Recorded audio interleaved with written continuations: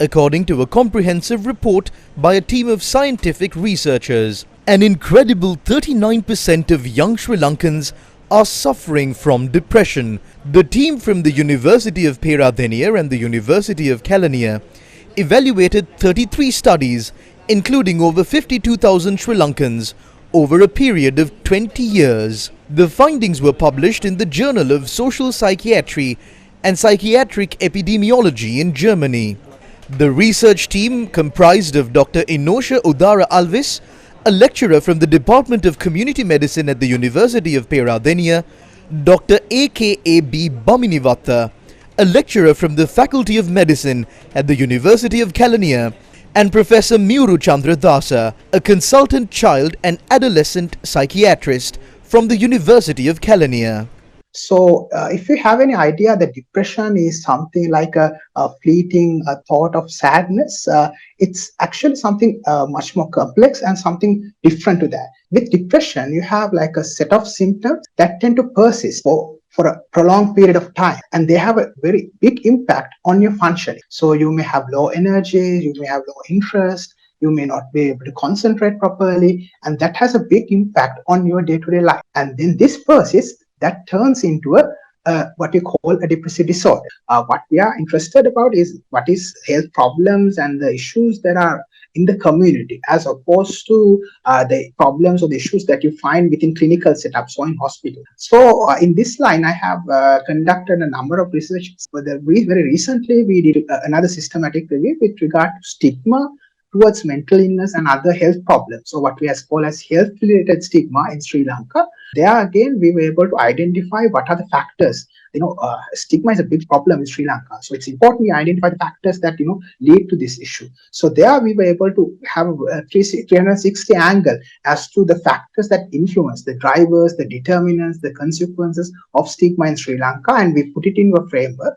We also did a thorough in-depth analysis into the health crisis that we recently experienced from an angle of the community. The food insecurity problems we had, the problems of other social issues that came up during the last year. So we did a thorough analysis. I have tackled a number of important social issues. If we talk about the intimate partner violence, which is like a big problem in Sri Lanka.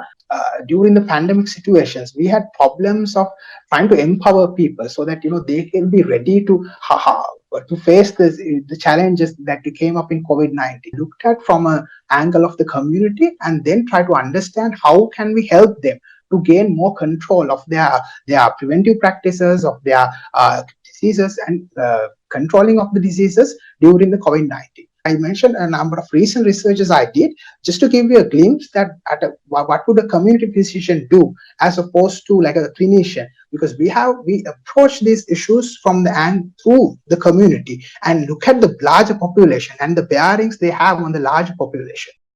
According to the research findings, a staggering 19.4% of the total Sri Lankan population suffers from depression. In comparison with other Asian countries, the prevalence of depression in Sri Lanka is notably higher, with only 16.1% of Asians experiencing this mental health condition. The study, which spanned from 2003 to 2023, incorporated data from 33 peer-reviewed observational studies comprising an extensive participant pool of 52,778 individuals. One of the most concerning aspects highlighted by the study is the high prevalence of depression among young individuals aged between 10 and 24 years. Shockingly, the research revealed that approximately 39% of young persons in Sri Lanka are affected by depression, indicating a distressing mental health crisis within this age group. The study also found that older individuals above 60 years experienced a prevalence rate of 18.4%, followed by maternal populations and adults aged between 25 and 60 years, with rates of 16.9% and 8.7% respectively.